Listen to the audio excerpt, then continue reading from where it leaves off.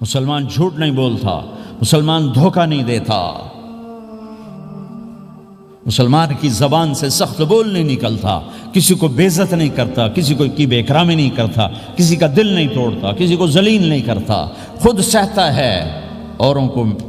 کو خوشیاں دیتا ہے، خود دکھ سہتا ہے، اوروں کو راحت دیتا ہے، خود تکلیف سہتا ہے۔ یہ میرے نبی کے اخلاق ہیں، یہ میرے نبی کی زندگی ہے، اور یہ اسلام کا سب سے بڑا چیپٹر ہے، وہ سب سے مشکل چیپٹر ہے۔ جب میرے نبی نے لمبی نمازیں پڑھی تو اللہ نے روک دیا کہ میرے حبیب ما انزلنا علیک القرآن لتشقی، اتنی لمبی نماز نہ پڑھ کے تو تھک جائے۔ میرے نبی نے تبلیغ میں زور دکھایا تو اللہ نے روک دیا، فلتذهب نفسک علیہم حسرات، میرے نبی اتنا غم نہ کر کے آپ خود ہی آہیں بھرتے بھرتے آپ مر جائیں۔ میرے نبی نے مال سارا خرچ کیا، اللہ نے اس سے بھی روک دیا، ولا تبسطها كل البسط فتقعد ملوما محسورا، اتنا خرچ نہ کریں کہ آپ خود پھر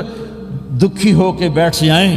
خرچ کرنا بہت بڑا عمل، تبلیغ سب سے سارے عملوں کا سردار عمل، تبلیغ سے بڑا کوئی کام ہوتا تو اللہ نبیوں کو دیتا،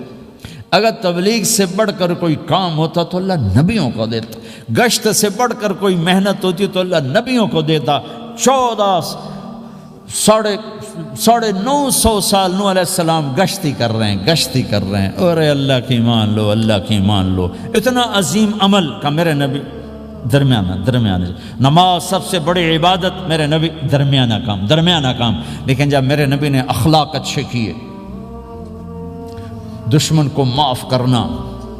لیکن ایک آدمی آپ سوئے ہوئے تھے، آپ کی تلوار لٹکی تھی، ایک آدمی آیا، اس نے آپ کی تلوار اتاری اور یوں ہماری پسلی میں، آپ اٹھ کے بیٹھ گئے، اب وہ قتل کے ارادے کے لیے آ چکا ہے اور تلوار یہاں ہے، کہتا من یمنعک منی، اب بول تمہیں کون بچائے گا؟ تو آپ نے مسکراتے ہوئے کہا اللہ، تو اس کے ہاتھ سے تلوار گر پڑی، تو آپ نے اٹھا لی، آپ نے یوں سیدھی کی، اب تو بچا، تجھے کون بچائے گا؟ وہ کہنے لگا مجھے تو ہی بچائے گا، وہ تو اللہ کو جانتا نہیں تھا، کہا بابا مجھے تو ہی بچائے گا، تو آپ کہتے ہیں اس کا سر اڑا دو، یہ نبی کو قتل کرنے آیا ہے۔ میرے نبی نے فرمایا کلمہ پڑھتے ہو؟ کہا نہیں پڑھتا، کہا جاؤ معاف کیا۔ یہ میرے نبی کے اخلاق ہیں۔ 20 سال جنہوں نے قتل کے منصوبے بنائے، مکہ والے، جب آپ مکہ میں فاتحانہ داخل ہوئے، ابو سفیان سب سے زیادہ آپ کو دکھ پہنچانے والوں میں پیش، تو آپ نے ابو سفیان کو عزت دی، جو ابو سفیان کے گھر میں داخل ہوگا اس کو کچھ نہیں کہا جائے گا۔ آپ تو ابو سفیان کو بلا کے سولی پہ لٹکاتے،